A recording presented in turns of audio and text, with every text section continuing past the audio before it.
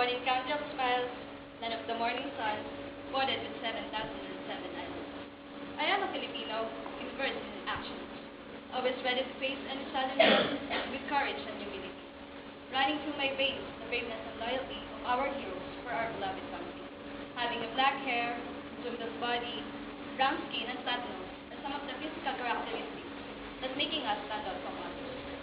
And we Filipinos are very proud of having this unique kind of physical characteristics. Also, we Filipinos can laugh over their many problems. Always think that God has always a reason for everything that is happening. That is a Filipino. We can easily classify Filipino from others.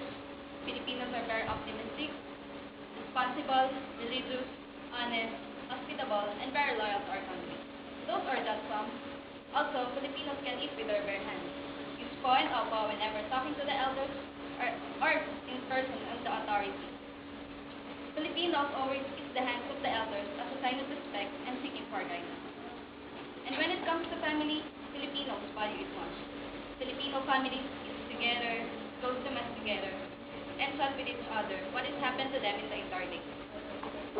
And the whole world recognizes us for those traits that making me proud that I am a Filipino.